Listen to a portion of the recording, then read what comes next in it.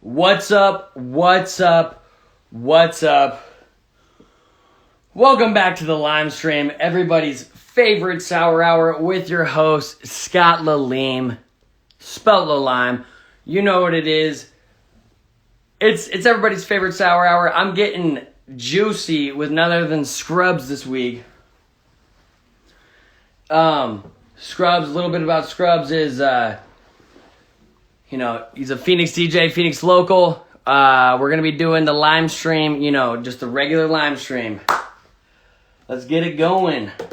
Waiting on Scrubs to join right now. Sorry, guys, for the 5-minute differential. I was a little bit backed up on time, but we're here now and we're doing great.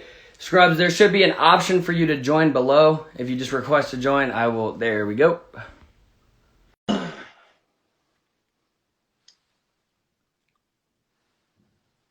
We're just waiting on Scrubs to join right now. Hey! What up, Scott? How you doing, baby? Hey, good, man. How's it going? I'm sorry about that delay, man. I had to Dude, you're good. deal with some family stuff. It's 7:07 though, not too late. Can't complain. Q, what up, dog? Hey, what's up, man? For everyone who's watching right now, Scrubs is one of the people who's been tuning into the Lime Stream since I can even remember it started. You know what I mean? Showing the love whenever he can. So I just want to give a huge welcome to Scrubs. Thank you for joining the Lime Stream this week, man. Yeah, what the Lime Stream is? Thanks for having me. Yeah, what the Lime Stream is, as you know, as you've seen before, we talk 3 questions and then we answer questions from the comments. Usually we take tequila shots, but this week I'm taking a little bit of a break. yeah, dude. How was your birthday, dog? Dude, my birthday weekend was crazy, so I got to take a little bit of a break from the tequila. Yeah, I feel that. What I mean? But anyways, welcome to the Lime Stream, Scrubs. How I like to get this started is really getting a background knowledge on yourself, where you're from, how DJing and mixing really started for yourself, and just your musical background. Word. So I graduated high school in 2015. I went to U of A my freshman year for the business school, and I was just not doing well at all. Like, I was blowing a bunch of money. I was doing terrible in my classes. So I ended up coming back to the Valley after that semester. So I only was there for 1 semester. And then I went in 2016. My dad took me to Burning Man because he'd been the past couple years prior. And he just absolutely loved it. And so I went with him in 2016. And that's really, I've been to festivals before that. I've been to Mad Decent, a couple shows. But that was for sure when I decided I love music for sure. Yeah. And I see myself doing it. So I was signing up for courses at college the next semester, and I saw that one of the people that I camped with in my Burning Man camp, he was teaching a DJ class at SCC, which is the only DJ course in the whole country. And I was I needed one more elective to fill out my courses. So I'm it seems fun, might as well check it out. Just easy A. And that's kind of how I fell in love with it. And so I started working at this bar in Phoenix called The Deuce, and I worked there for 4 years. And so I started DJing there a little bit, doing 70s, 80s, 90s stuff. Kind of just got comfortable with that style, more open format stuff. And and yeah, just kind of took that and ran my. So I would bartend there every weekend, and we had this incredible resident DJ named DJ Tiger. Shout out him. He was, he's been mixing for 25 plus years. He's just incredible. He mixed on 98.3. So I would just listen to him, I'd bartend for 10, 12 hour shifts. And I would just listen to him, do these crazy cuts and, throw in these acapellas. He'll pull clips from movies, just the most absurd, sets you've ever heard. And, so I would listen to him again for 10 hours at a time. And that's kind of when I, fell in love with the turntablism and the scratching stuff. And so it's almost my brain knew how to do it before my hands did. So I kept growing with my mentors at the SCC, and Tiger kind of took me under his wing, and it's just been a blast from then. So you just said you know how to scratch, you know how to cut. So that's what you said. Yeah. You have to learn that. I just talked to McWhite last week. We were talking a little bit about that. Do you have any more influential knowledge on how learning how to scratch and cut before actually really learning how to mix, like with the club standard nowadays? Like, how did that benefit towards you? You know what I mean? It's definitely like I'm definitely no scratch legend. Like it's just once it's what the kind of thing where like once you learn, it's hard to like keep your hands off.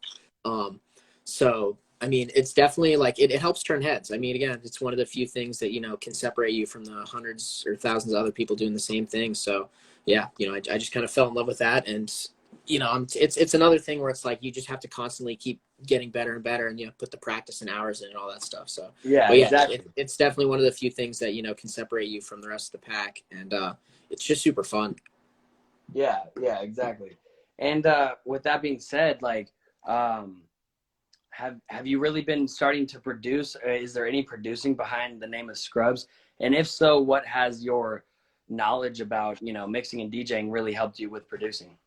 So yeah, I actually I started like taking producing seriously probably about a year ago. I've been messing around with it for a little bit longer than that, but I took a class from DJ Transit, who some of you might know. He's a big local DJ Transit. He has a techno alias Juhien, and so I took like my intro to Ableton class with him a while ago, and that's kind of got my feet wet. And then really just from there, it's been all about like making the connections and networking and talking to people who know more than you, because like I would be nothing without all the mentors I've gotten along the way. Like Yeah, exactly. and it's like so that class kind of like got me off the ground, and yeah, I'm like, all right, this is interesting. And then I met my good friend Nick Magana like it was probably last November, and he's an incredibly talented producer. He goes by a Feature Space on Instagram right now. But he was kind of like an incredible influence for me. Like I was just kind of trying to get better and better and better, but until you have somebody that like knows what to kind of nudge you along the right path, like then everything just got exponential. So I've got a handful of unreleased tracks. I'm getting pretty close to the like level of quality that I'm comfortable with releasing. But yeah, I mean my production journey, it'll take a long time to like really get where you want to be. But yeah, and exactly, like it's just a question I like to ask everybody. You know what I mean? A bunch of my friends actually didn't start producing until a year ago, and they were playing clubs all around Arizona. You know what I mean? So exactly. No, yeah, and there's such a big pressure. Yeah, there's like huge pressure for like DJs to like try and produce, because I mean, again, you can only go so far with like the DJing. Like I was a DJ before I was a producer, and I fell in love with DJing, and that's why I'm here and doing what I'm doing. But to really, to be like a touring musician, like, a lot of these people want to be, like, you have to be creating your own music and stuff. So, yeah, there's definitely pressure, and it's, they're different journeys for sure. Exactly. And it's surprising that we're hitting such a note here just from off the background, dude. Like you're what you're saying is so knowledgeable. Going back to what you just said, it's really like for when you really start, it's like you got to value your connections and value your mentorships, and really just like put forth the work, and it'll do itself for you up until the point where people are going to start asking for the tracks. But like I said, like I've had friends that have played all around Arizona that hadn't even had one release. You know what I mean? So it just goes to show, like, there's DJs that are out there that are so big now, and they have they have like 3 releases. You know what I mean? They played every venue in the world or all around the world, whatever. You know exactly. What I mean? It's just it's a whole new age. So that's why I like to ask that question of, if you're doing both, what are you doing and how it's benefiting each other? You know what I mean? Yeah, no, and I've definitely it's been something I've been like primarily focusing on for the past couple months, especially, and like over quarantine, because again, you're not much gigging going on, so it's like, all right, take this time to improve your craft and just get better and better at production and stuff. And yeah, it's been a journey, man. It's like a friend once told me, it's like you got your DJ plant and you got your production plant, and like you have to water them according to what you want, like out of the industry, and what you want on this path. So exactly. And I don't think I caught it before, but let me just get it one more time. Where are you actually originally from? You said you went to U of A here, but where were you? Yeah, so I'm from Phoenix. I'm from the You're Valley. from Phoenix, and you went to U of A. Okay, for sure. All right, cool. Well, that gives us the end to our little background knowledge on Scrubs, guys. If you guys want to know anything else about him or even myself, don't be afraid to ask. We're slipping right into the first Lime Time. I told Scrubs if he wanted to drink tonight, he could go ahead and do so. Go, baby. Just for tradition, there we go. Yeah, I got a full moon over here. Not. I'm gonna smoke some weed. I'm actually gonna get a little high. Hell yeah. But like I said, anybody, all the friends in the comments, if you have any questions for Scrubs or myself, please slap it in that question box below. If you slap a question in the comments, it's going to be really hard for him or me to read. Yes, I like scrolling, but not all the time. So the question box is a perfect place for everybody's questions. But here you go. Cheers, mate. Cheers, baby. To my dirty ass bong.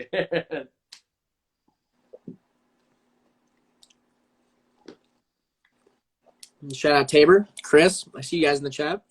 Thanks for tuning in. Oh, Chris, how did you get so handsome? I abstain from that question.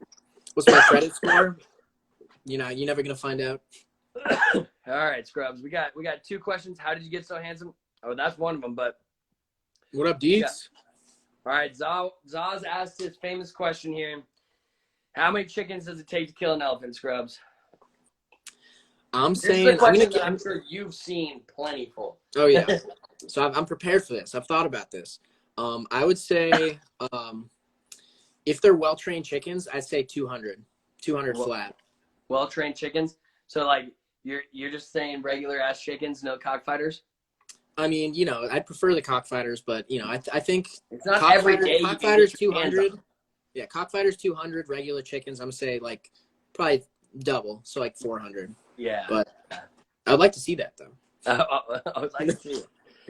It'd be a great Nat Geo special. All right, I got a question for you, Scott. How about a gorilla or a silverback gorilla versus a bear? What do you think about that one? Oh shit, man. The thing about silverback gorillas and bears is that they kind of have the same nature in their sense of things. Like a bear is a bear, but a gorilla is a gorilla, and you know what I mean?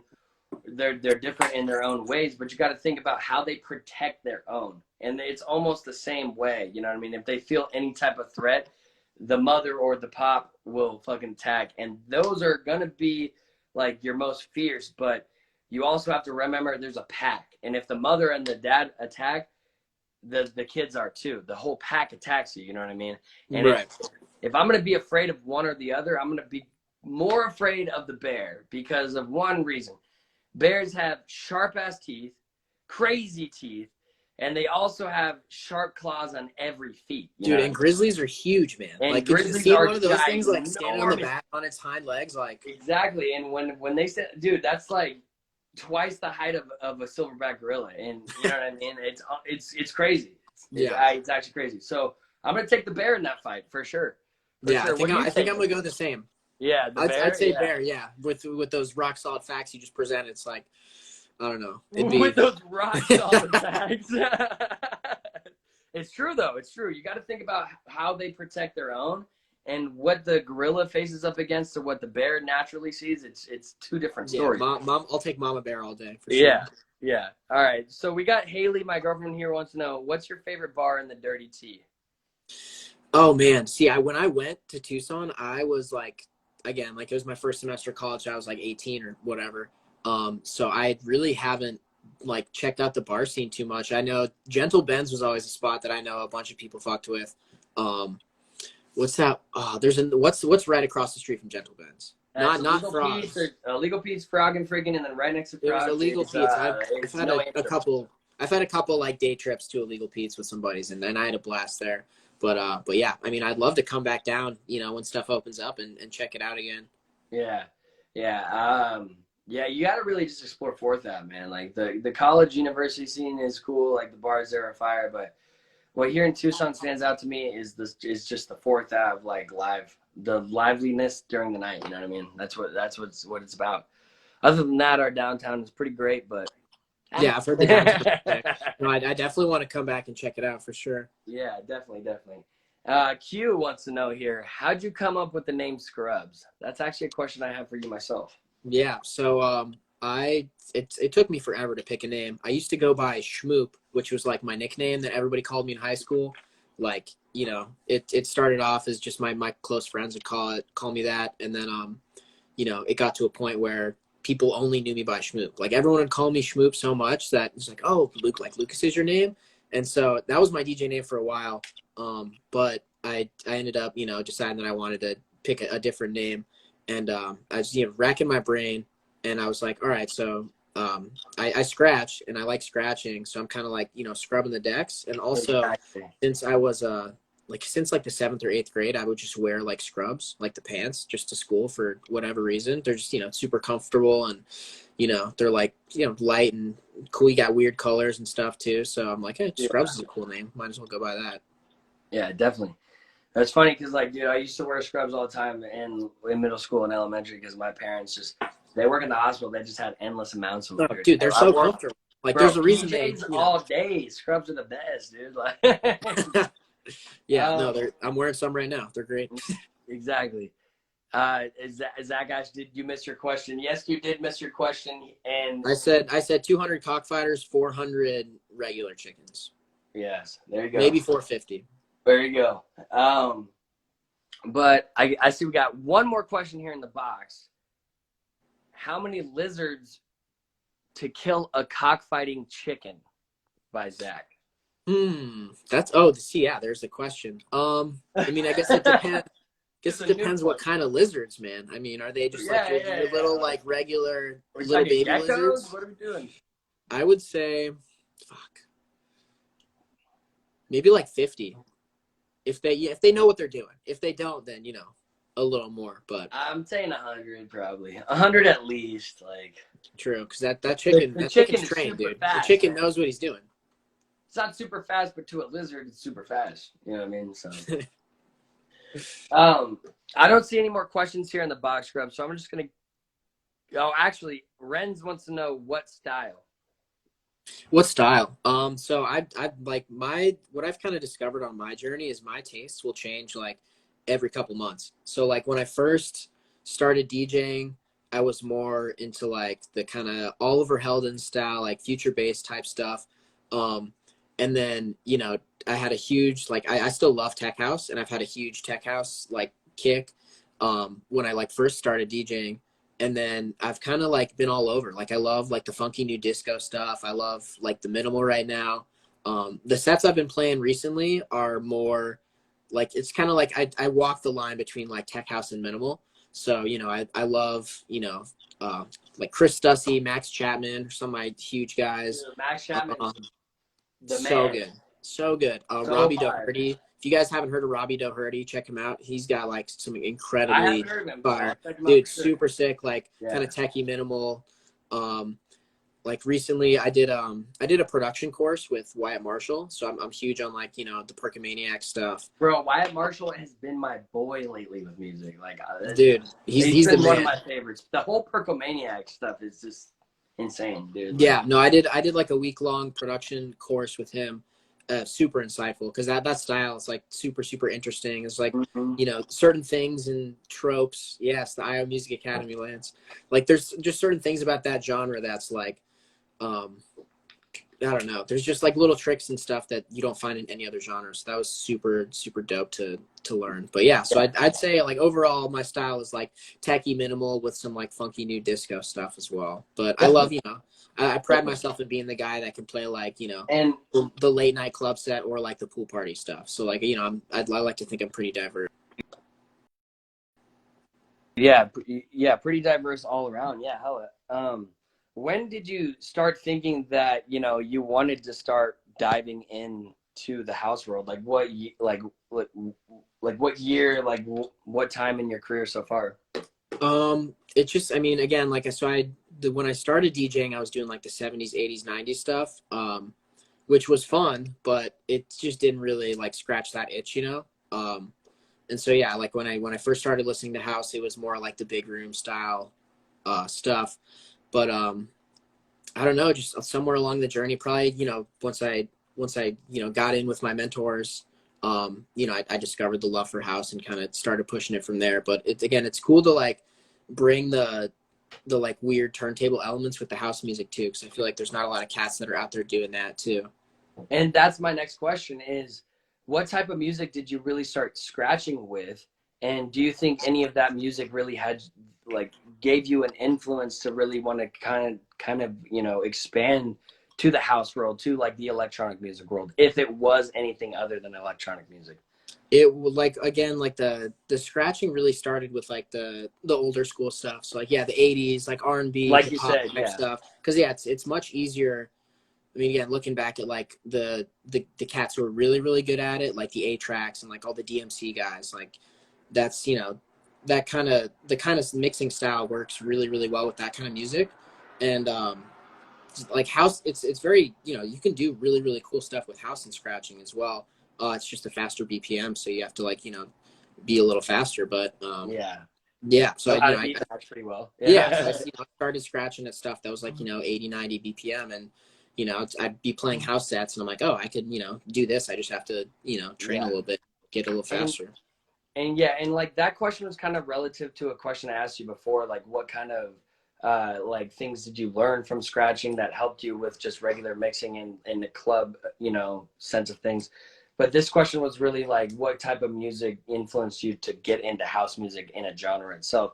And now that I ask you that, what about house music has really kept you wanting to come back to it? Because a lot of my friends are house heads, and like I have the people that are into the bass community and all that stuff. And I definitely respect every type of music here. And like you said, you're a jack of all trades when it comes to when you DJ and scratch and all that stuff. But let's talk about when you're playing a house set. What type of feeling are you feeling when you play it? Because you said it drew you to it.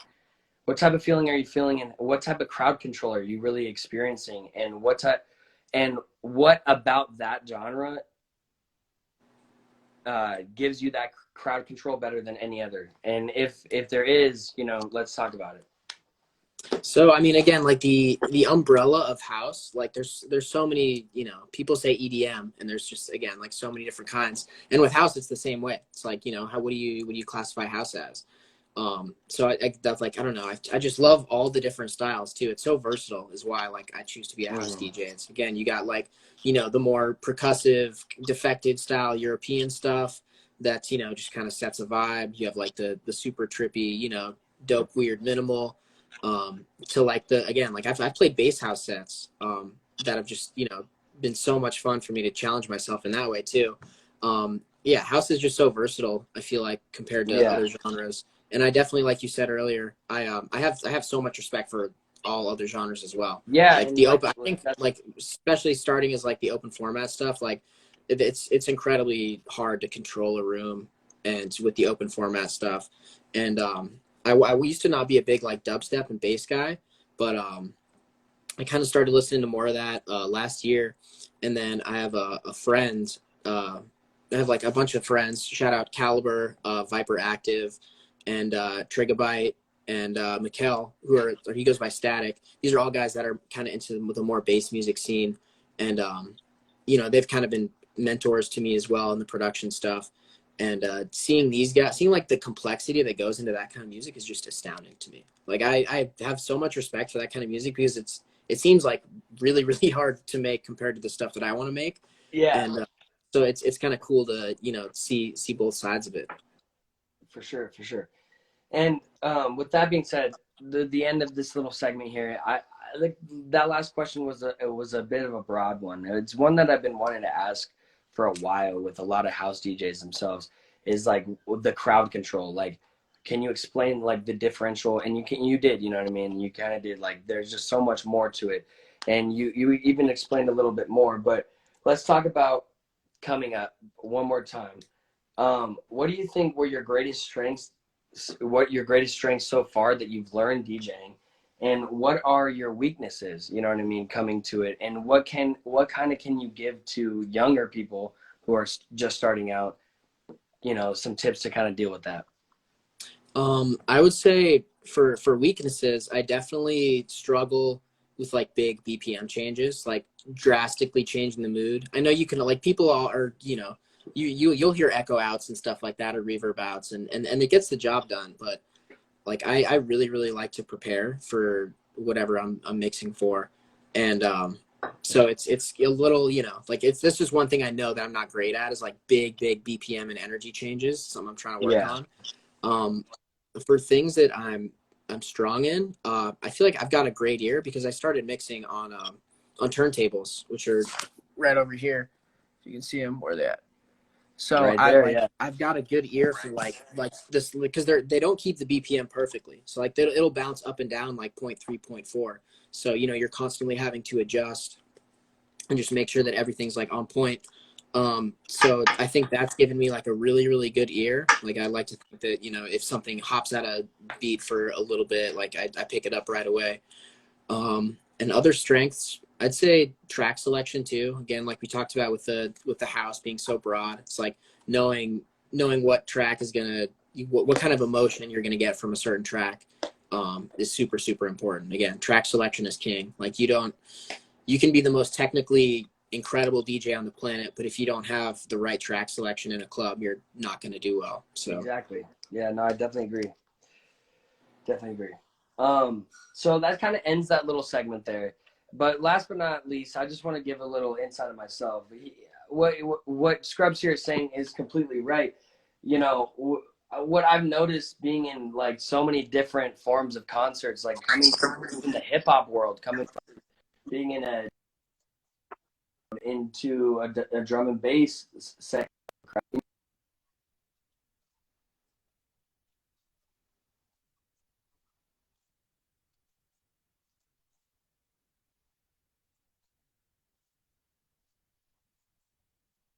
You know what I mean? Like, yeah, dude. or No, like house actual has live music. You get what I'm saying? I just don't see that like a lot in other genres. You know what I mean? And that's kind of why I asked the question, is because I relate to something that when I saw that, it was like, wow, man, this is actually something where the whole crowd is united. You know what I mean? Like, I'm not shading on any other genre, because everybody, you know, vibes to a different music differently, but what I'm saying is just like I've interviewed a lot of house artists, you know what I mean? Like in this show, like Right. a lot of it has been house oriented. And this is something that I really haven't talked about as much, you know what I mean? Like what the differential of the crowd control, you know what I mean, from someone who's coming from playing different genres to different genres.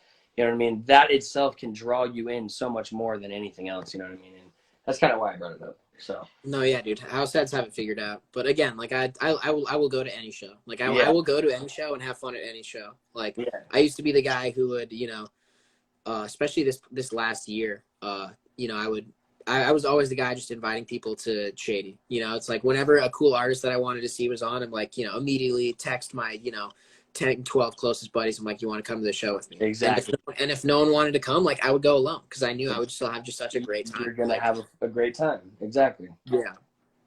And you know, that ends that little segment. So you guys know what it is. It's another lime time.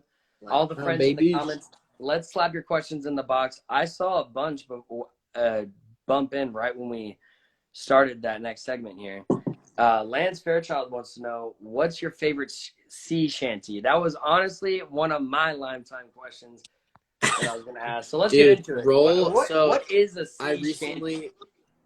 So a sea shanty is just like a sailor song. Like what? Like think of like a pirate ship, or you know, like any kind of weird ship, Viking, whatever. It's just like a song people would sing when they're out at sea. And like Yeah. I'm sure you know they just have such a weird like old school feel to it. They're hilarious, dude. Exactly. And so I don't know, like it's just become like a recent thing in pop culture that people are just like stoked about sea shanties again. Yeah. So the best sea shanty is Roll the Old Chariot. It's gas, dude. Dude, sea shanties are making a comeback. Like I'm telling you. Sea shanties are making a comeback. Just sea songs. Dude, roll the Old Chariot. Peep that. It's gas.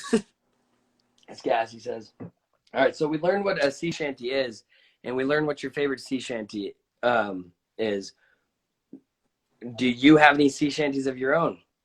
I have not. You know, I haven't sat down and tried to produce a sea shanty yet. But you're a guy who fishes, right? So you never just, you know, had this. I have fished. I do enjoy fishing. No, yeah. I'll try and see. Now you got me thinking. Like exactly, you got all that free time just waiting for that fish, man.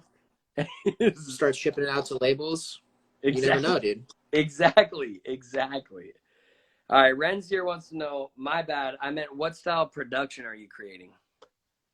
What style? Oh, no, you're good, man. Again, like as I'm that's kind of what I got it confused on too.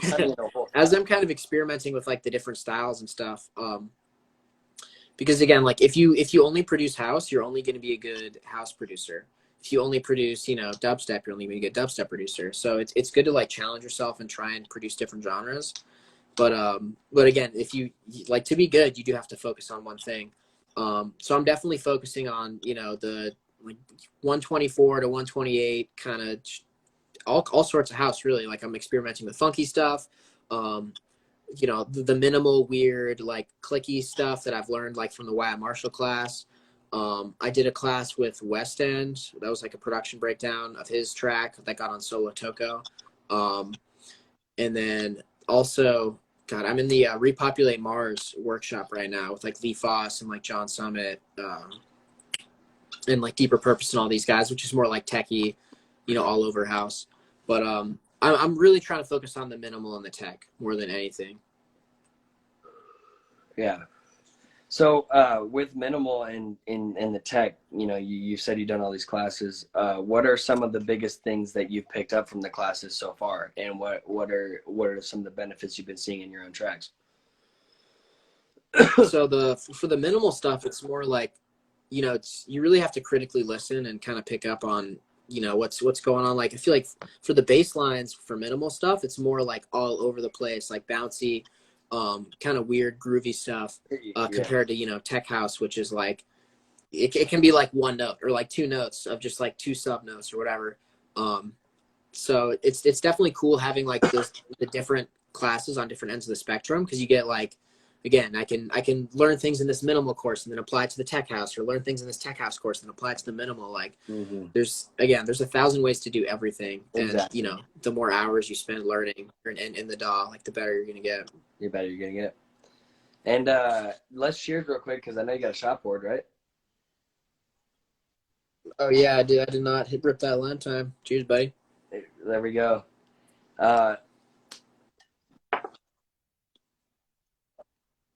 Real quick, we got a little bit more questions in the box here. Horizon Music wants to know, how do you stay productive and creative during these crazy times? That's a great question. Gonna get philosophical on you for a second. It's like I realized more recently than I'd like to admit that like time is all we got, man. Like what you do in your 24-hour day, everybody gets the same 24 hours. So it's like what you do, like your little habits and all the stuff that you do, it all compounds. So it's like if you work 12 hours a day and then you have 4 hours at home before you go to bed and do it again, what are you doing with those 4 hours? Like where, are you just going to sit and watch TV and, get high and do whatever?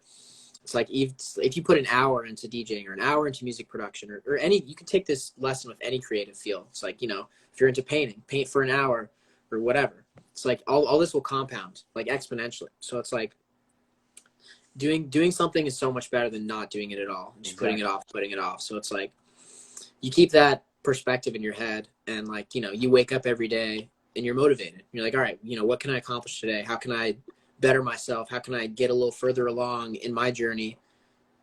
How long is it going to take me to be the person that I want to be? So yeah, you just got to kind of keep that perspective in your head and, just stay positive, man. It's like we're all on this crazy journey together. It's like, if you want to accomplish what you want to accomplish, you got to put the work in. Yeah. And literally, and another thing is always stay focused on a goal. And once you achieve that goal, set another goal and keep going after another goal. Because the thing is that I've even myself come to a certain time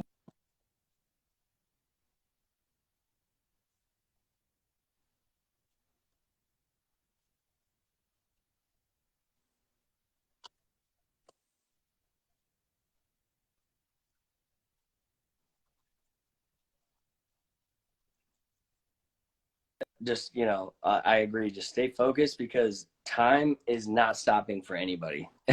Like that's the biggest thing. Absolutely. No, yeah. It's just like Lance said, like consistency is key, man. It's like you have to remain consistent in whatever you're doing. Again, if it's you're going to the gym and trying to work out and be healthy, if you're trying to, produce music, trying to DJ, trying to be the best, whatever, like be an accountant, be a real estate agent, like whatever you got to do, if you want to be the best, you have to put in the time.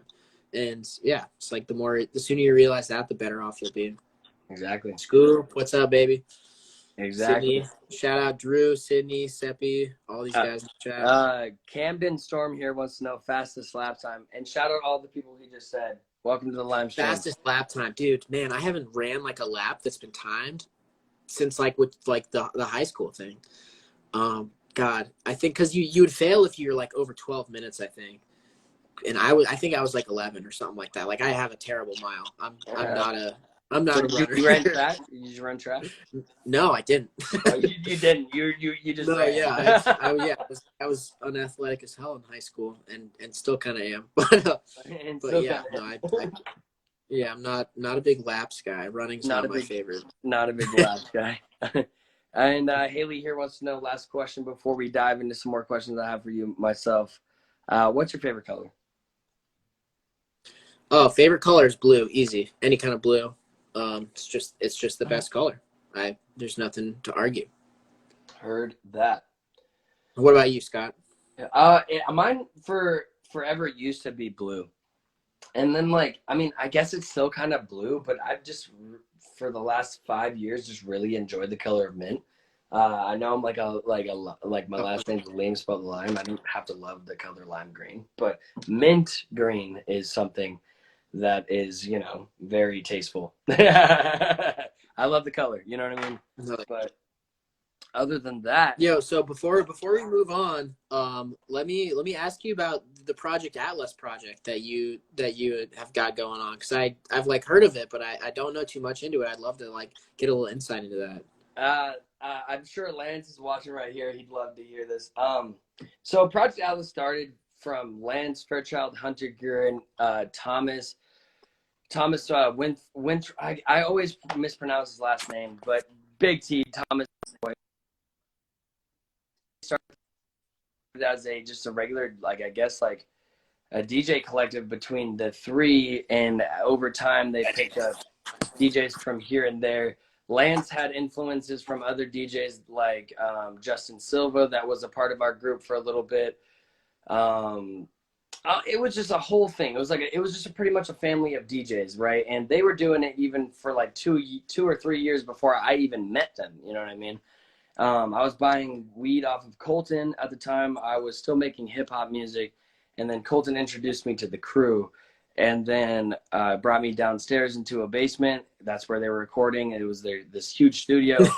It was kind of crazy. And then I walked in, and then I just started right off the bat hitting it off with Lance and Hunter. And then Hunter was like, "Yo, you want to go outside? You smoke real quick." Smoked a cigarette, fucking chatted up a little bit more, and then 2 days later offered me a job as a promoter with Project Atlas.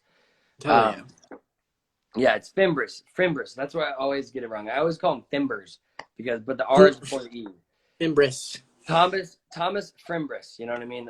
But so I started as a promoter, and I just promoted all their shows, and everywhere that Lance and Hunter went, and Colton and, Thomas, wherever they went other than there, I promoted those nights too. And that led to them seeing, a huge, a differential in who was promoting more, blah, blah, blah, who was this.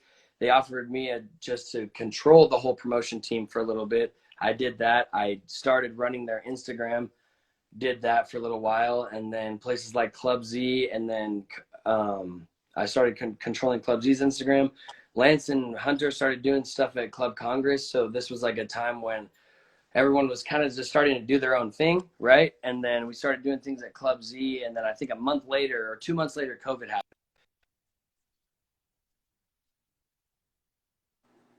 Disbanded. So it's just like Lance doing things. I'm starting up a thing called Sour Sessions, where Lance is going to be a little bit a part of, Hunter will be a little bit a part of, everyone's going to be, filtering in and out.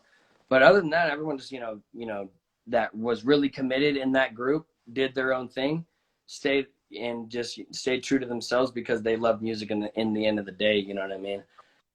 Other than that, exactly. COVID made it tough for everybody. Again, there's so many, obviously, it's been terrible for our industry in general.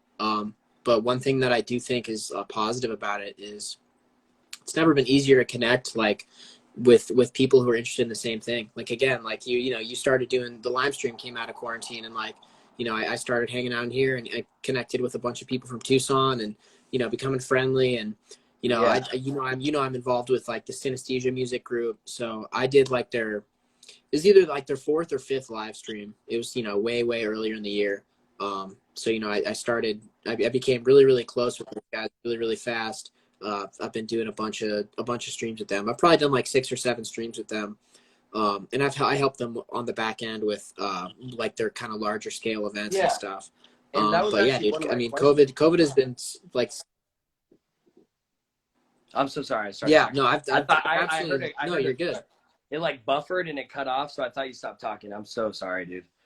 No, you're What I was good, thinking, fam. that was actually one of my But yeah, questions. so Was your involvement with like Sin? what, like just like, Yeah. oh yeah. So yeah, I mean, again, I started, I got involved with them earlier in this year. I did like one of their live streams. My mentor, Nick, was doing, he'd worked with them. I don't know exactly how he knew Matt and Mickey and all these guys, but, Nick was like, hey, you want to, do this live stream? It seems like a good chance to, meet some people and just have fun and do a cool stream. So, I did that, and I met an incredible family of people that I've, became really, really close with over this year. And, that's opened the door for so many other opportunities. It's like, again, you never know who's that one person you're going to meet at this event or this person's house that's like, going to absolutely shake your world upside down. And yeah, and that's exactly relating back to where I was going to conclude the whole Project Atlas thing is Hunter, Lance, Thomas, Colton, and just everybody I met in that whole project, whether it was someone who left early, whatever, who it was, we turned into some type of family that it turned into connections that led us to further connections, led us to connections after that. And all I got to say about it is I was in the right place at the right time, and I'm nothing but grateful for being a part of that group. You know what I mean? Always, dude. No, yeah. Again, it's like you never know what if. It's like, again, you meet one I could trace back like 40, 50 plus connections to meeting one person, and it's crazy just how and the different networks like interact and everything. It's not. Bro, and this whole stream wouldn't even be a thing without Project Atlas, without me meeting Lance Fairchild, Hunter, and honestly, Jeff Low Audio has been a big help and an influence to my life in the last year. He necessarily wasn't a part of the project, but another person that I should shout out hugely if we're talking about things like this. Yeah. But yeah, man, like the reason I have the connections I do, the reason that I, am so grateful for what I do and I love for what I do is because Project Atlas actually showed me the light to what is possible. You know what I mean? Honestly, like, so that's what it is. That's the background of that. Let's talk about, so you said you got involved with Sin. You said, ever since then you've met a great source of people. You've met so many good connections. How is it now different from meeting them and before meeting them? What has been different in your career so far? I mean, again, but the year prior to COVID, like the whole year, I was just the Shady Park guy. Like, again, I would invite my friends to shows, and I would go with or without them, and just have a blast either way. Like, I wouldn't miss an artist that I wanted to see for sure. I would take off work or whatever.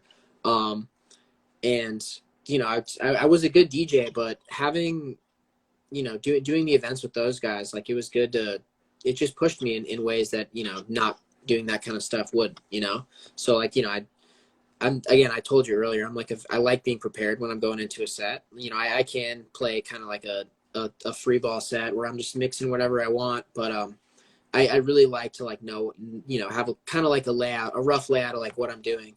And so just kind of that opportunity to like, it's like having a mix, like, all right, you're mixing on this day. Like, you got to practice, you got to, like learn your tracks and all that kind of stuff. That's definitely pushed me to be like, just a better DJ and a better, it's a better guy in general for sure. Yeah. It's like you find you have goals and you set them and you execute, and that's kind of, yeah. So to having something like that to look forward to has definitely been awesome. And again, I've met so many great people, beyond just connections. Like I've made some incredible friends on this journey, and I'm super, super thankful for everybody that, I've run into. Truly, my life wouldn't be the same without, meeting all these people. So I'm blessed for sure. Yeah, exactly. Hello, Jeff. Thank you for joining. But with that being said, yes, the breakfast house sesh, Sid. Never forget. with that being said, it's now 7:50, so we're gonna tie into our last Lime time, dude. We've actually been having some really good conversations throughout this whole thing. Yeah, absolutely, man. This has been a blast. We're gonna down into our last Lime time. So everybody who has a question for Scrubs or myself, please slap it in the box. But with that being said, Scrubs, what I want to hear from you now that it's 7:50 is, where do you really want to see yourself in 2020, in 2021? What can we see from you? Anything you have to promote, anybody you want to really shout out, go ahead and let people know what you got coming for you. And after you do that, I'll do a little bit of promotion. We'll answer some questions from the comments, and I might have a couple more questions for you. You know what I mean? Yeah. Oh, yeah. That's right. No, so for me, I mean, again, this whole year has just been like an incredible learning experience. Like like I said earlier, I've made some awesome friends, and I've kind of come a lot further along my journey than I would have seen. So just watch the space, like keep an eye on me. Like I've got a lot of productions that I'm working on. I'm super excited to start releasing music this year. As soon as I have stuff that I want to share, I'm gonna be pumping that stuff out. Been super motivated lately. Besides that, I'm DJing at Cobra Arcade Bar in Phoenix on Monday the 1st. So not this coming Monday, but the next Monday I'm playing at Cobra Arcade Bar. That's going to be a bunch of fun. So, they're doing it right with the socially distanced stuff. It's a really, really cool arcade bar in downtown Phoenix. If you haven't been there, definitely check it out. So yeah, I'm super excited for that set. That's going to be a blast. But yeah, I mean, besides that, just, keep an eye on me for some really dope tunes coming out. I'm super, super excited about the future. Yeah. I'm actually, so my mentor is, in California right now. He's went to, Icon Collective, which is a music school out there. And, so I'm like moving out with him. So I'm going to be in, the Valley for the foreseeable future as, the pandemic's kind of running everything. But after that, like I'm already paying rent out in LA. So I was supposed to move to LA in January, but I have not made it out there yet. Just because my job opportunity kind of fell through. But I'm going to be moving out to LA probably sometime this year. Super, super excited about that. It's going to be a blast. Just, I've been in the Valley my whole life, just a change of scenery, mix it up. Put yourself in a position of uncomfortability, and then you'll grow out of that for sure. Exactly. So I'm super excited about that. It's gonna be great. Continue to push the music stuff out there, and if I need to come home, I always have an incredible home to come back to. So I'm super excited. Hell yeah, man. Hell yeah, big things coming for you, man. Honestly, and with I'm excited. Same for you, brother. Yeah. With that being said, we've talked about so much tonight, and I've really skipped this question. What's been your memorable night in the club, DJing, or just, in?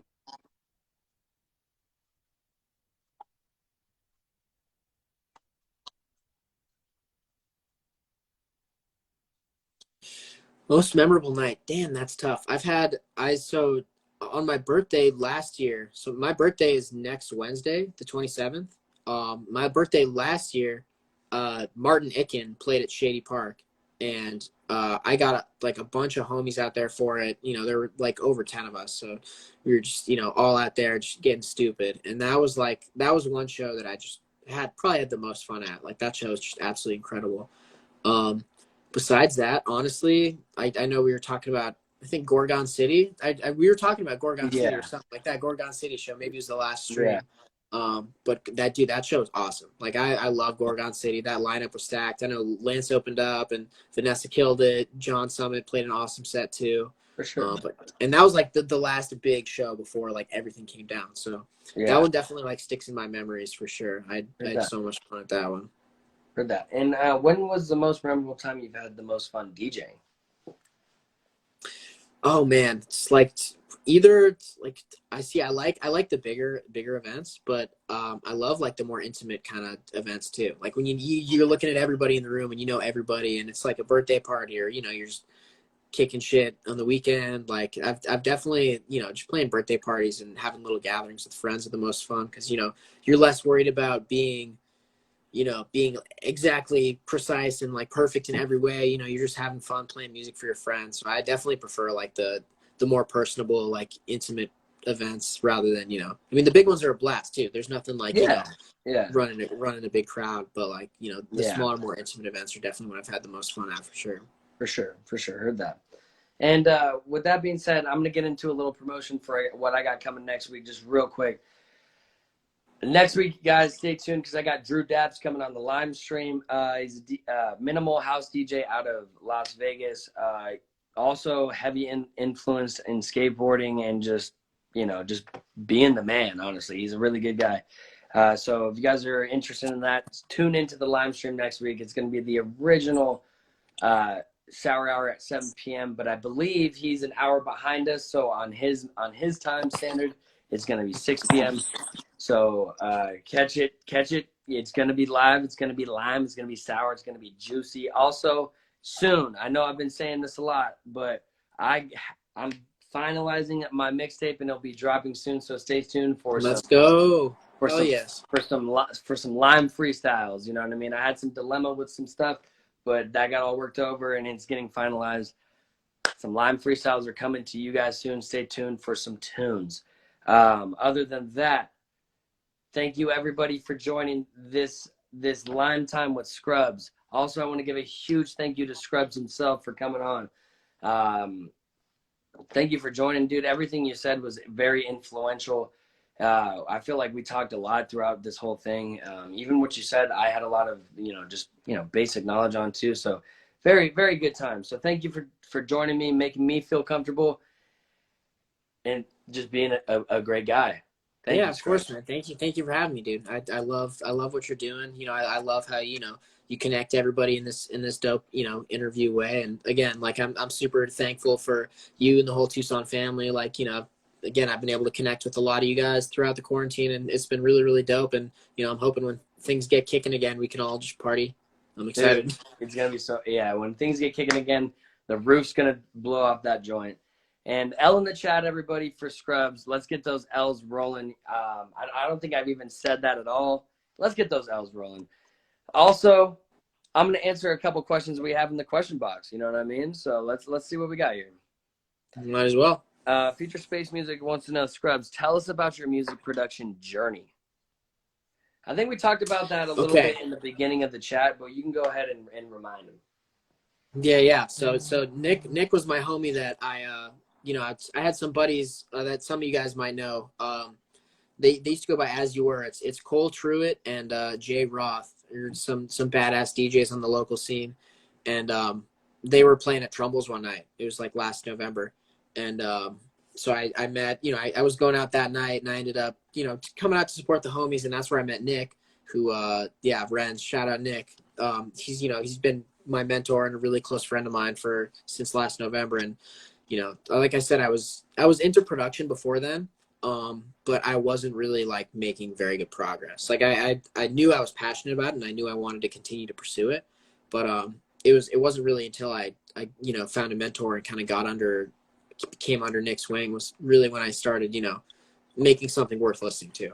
So I mean, the production journey is a difficult one, man. It's it'll test you in ways that you haven't been tested before. Like it's just like being good at anything, whether you want to be the track athlete or whatever, anything. It's like you have to work and work and work, and there's so many different aspects of that journey too. It's like you have the technical side of things where it's like, all right, I have a great idea, but how do I make it sound good? And it's like learning all these little tricks and tips and stuff. It's difficult, but it tests you as a person. But it's been an incredible journey. I wouldn't be the person I am without dealing with this kind of stuff. So exactly, it's a lot of fun, man. And I'm getting real close to the level of quality that I'm excited about. So yeah, I mean, some big things coming in the future. I'm super motivated, super excited. It's gonna be great, man. Stay tuned. A little bit about that is, do you have any thoughts on what you're going to be naming your next projects, on what we can be in sight for, or do you just stay tuned? Right now I'm just kind of riding the wave, man. I'm gonna kind of see what falls to me as I push forward and continue to make music. Like I said, I'm interested in all kinds of styles, so once I settle on something that I'm really, really proud of, you know, we'll go from there. We'll go from there. But yeah, no, it's coming soon though. It's coming soon. Yeah, I like it, bro. You don't. Yeah, I like it honestly. Yeah, it's gonna be more of a surprise when you release it too. You know what I mean? So there we go. You heard it. You heard it from Scrubs himself. Is there any last minute things you want to get out there? You want to say on the live stream to anybody in the comments right now? Anything that you got for any of us? Shout out to all my homies that tapped in, and great to see all you guys in the chat. Super stoked again for the future. I'm gonna put the L in the chat for you guys. Yeah, well, yeah, but yeah, you know, watch this space again. Cobra Arcade Bar on Monday the 1st. It's gonna be dope. Come out. It's gonna be super fun. But yeah, I mean, besides that, kind of, you know, everybody keep doing the thing. Keep doing the same. Yeah, and like I said before, guys, we got Drew Depps coming on next week. If you caught the end of this will be reposted on the Rave Hard channel. So don't forget to go rewatch the whole interview with Scrubs and get the whole inside deets on him and all the sea shanties. Other than that, thank you again, Scrubs, for joining. Thanks for thank you to all of the friends in the comments. I'm going to go ahead and end this. I got nothing more for you. It's been a great stream. Thank you so much, man. Lime out. Yeah, much love, brothers. It was great to chill with you, Scott. Peace. Much love, everybody.